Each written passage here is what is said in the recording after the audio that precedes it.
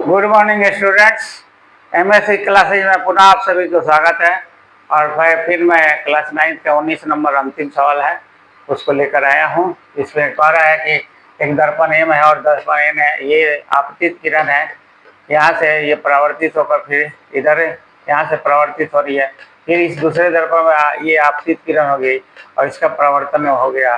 तो कह रहा है कि ये परावर्तित किरण जो हो गया CD वो दर्पण एन के साथ 30 डिग्री का कोण बनाती है। तो आपको हम समझा दे रहे हैं, यहाँ 30 डिग्री दिया हुआ है।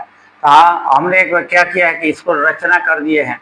ये BE लंब डाल दिया और CF लंब डाल दिए, ये लंब हो गया है। ये दोनों आपस, ये लंब है और ये भी लंब है ना।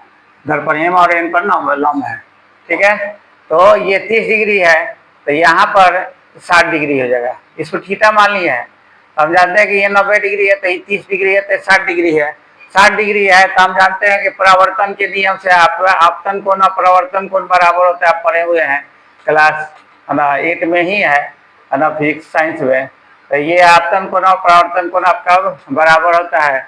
तो ये 30 है तो लंब होने के कारण ये 60 हो गया, क्योंकि 90 डिग्री का कोण बना रहा है। तो ये 60 हो गया तो परावर्तन के नियम से ये भी 60 हो गया। अब ये दोनों जो है समानांतर है और ये एक तिर्यक रेखा है, तो एकांतर कोण समान होते हैं। तो ये 60 हो गया तो ये भी 60 हो गया। मतलब इसको थीटा मान ले तो ये भी थीटा हो गया, ये थीटा है तो ये भी थीटा हो गया, क्या कि एकांतर कोण से। यानी ये सभी 60, ये 60 तो ये भी 60, ये 60 है तो ये भी 60, और ये परावर्तन के नियम से फिर ये 60 तो ये भी 60 है। जब ये 60 हो गया तो ये लंब है, तो ये कितना हो जाएगा 90 - 60 यानी 30। तो ये ही आपका सवाल है, समझ में आ गया होगा। ये 30 है तो ये 60, फिर 60 तो ये भी 60, ये 60 है तो एकांतर कोण का होने का ये 60, परावर्तन के नियम से ये 60 तो ये भी 60, जब ये 60 हो जाएगा तो ये 30। तो ये आपका क्लियर हो गया। इसलिए फिर इसको हम अगर थीटा मान लिए तो ये थीटा है तो ये भी थीटा, ये थीटा है तो ये भी थीटा, एकांतर कोण से और परावर्तन के नियम से ये थीटा।